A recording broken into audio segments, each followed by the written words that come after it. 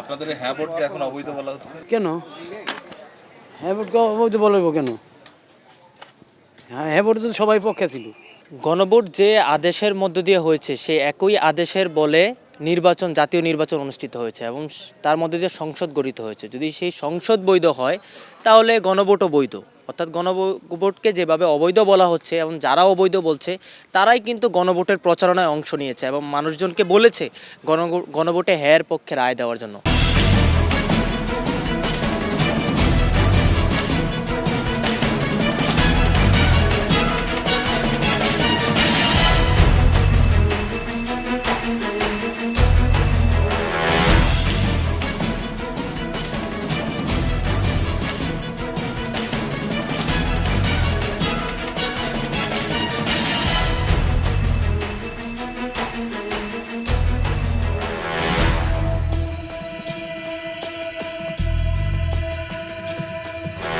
দর্শক শুভেচ্ছা। ২১ টেলিভিশনের নিয়মিত আয়োজন জনতার কথা অনুষ্ঠানে আপনাদের স্বাগত জানাচ্ছি।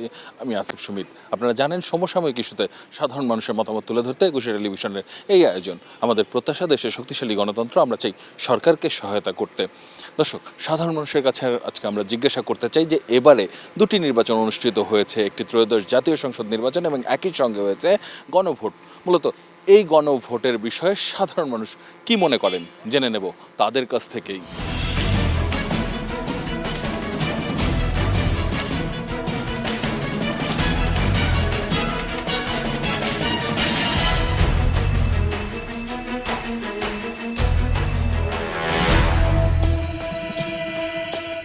আপনাদের এই হ্যাঁ ভোট যে এখন অবৈধ বলা হচ্ছে কেন? হ্যাঁ ভোট অবৈধ বলবো কেন? হ্যাঁ ভোট তো সবাই পক্ষে ছিল। গণভোট যে আদেশের মধ্য দিয়ে হয়েছে সেই একই আদেশের বলে জাতীয় নির্বাচন অনুষ্ঠিত হয়েছে এবং তার মধ্যে দিয়ে সংসদ গঠিত হয়েছে। যদি সেই সংসদ বৈধ হয় তাহলে গণভোটও বৈধ। অর্থাৎ গণভোটকে যেভাবে অবৈধ বলা হচ্ছে এবং যারা অবৈধ বলছে তারাই কিন্তু গণভোটের প্রচারণায় অংশ নিয়েছে এবং মানুষজনকে বলেছে গণভোটে হ্যাঁর পক্ষে রায় দেওয়ার জন্য। গত 12 ফেব্রুয়ারি নির্বাচনে প্রায় 5 কোটি মানুষ গণভোটকে ম্যান্ডেট দিয়েছে। আপনি একটা গণরায়কে কিভাবে অবৈধ বলেন? সংসদের মতো একটা পবিত্র জায়গায় থেকে আপনারা গণভোটকে অবৈধ বলতে পারেন না। জুলাই সনদ বাস্তবায়নের বিষয়ে যখন সবগুলো রাজনৈতিক দলই একমত ছিল, তখন সেখান থেকে সরকার দলেরই বিভিন্ন নেতাকর্মীরা এই আলাপটা দিয়েছিল যে গণভোটের মাধ্যমে জনগণের সরাসরি মতামত উঠে আসলে সেটা আসলে একটি যৌক্তিক সমাধান হিসেবে তারা দাবি করেছিলেন। কিন্তু এখন এসে তারা যখন আমাদেরকে আলাপগুলো দিচ্ছে যে এখানে আসলে অবৈধ বা এটা আসলে সাংবিধানিকভাবে হয়নি, তখন এই জিনিসগুলো আসলে সরকার দলের প্রতি আমাদের একটা প্রশ্ন তৈরি করে যে আসলে তারা কি ধরনের ক্ষমতা তৈরি করতে চাচ্ছে। আমার নেতা সুন্দর সুষ্ঠু বাংলার জনগণের প্রত্যেকটা প্রতিনিধি ভোট দিয়ে তাকে নেতা বানাইছে। দেখেন না, ইনশাল্লাহ এই নেতাই তো হ্যাঁ পক্ষে ভোট। হ্যাঁ যদি হ্যার পক্ষে থাকে আমরাও হ্যার পক্ষে। আপনারাই হ্যাঁ ভোট দিতে বলেছেন এবং জাতীয় সংসদের ভোট আপনারা চেয়েছেন, তো সেক্ষেত্রে একটা ভোট মানবেন আর একটা মানবেন না, এটা যুক্তিসঙ্গত নয়। আমি মনে করি না গণভোটকে অবৈধ বলার উপায় আছে, কারণ ওইটা তো জনসম্মতিতেই হয়েছে, তাই না?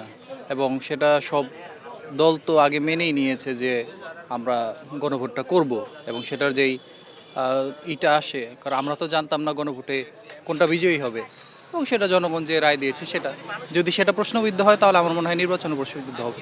সকল রাজনৈতিক দলই যখন ভোট চেয়েছে তখন ইনক্লুডিং বিএনপি বর্তমান সরকার যারা আছেন তারাও গণভোটে হ্যাঁর পক্ষে প্রচারণা চালিয়েছেন। স্বয়ং বর্তমান প্রধানমন্ত্রী প্রচারণা চালিয়েছিলেন।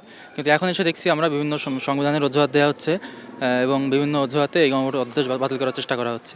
তো এটা আমি মনে করি জনগণের সঙ্গে একেবারেই প্রতারণা এবং তখনকার সময় হ্যাঁ ভোট চেয়ে এখন এটা বলা এটা একেবারেই দ্বিচারিতা। আমরা জুলাই আন্দোলন করেছি শুধুমাত্র দেশটা সংস্কার করার জন্য, বাক স্বাধীনতা, দেশের বেকারত্ব সমস্যা, আলটিমেটলি দেশে একটা চেঞ্জ আনার জন্য।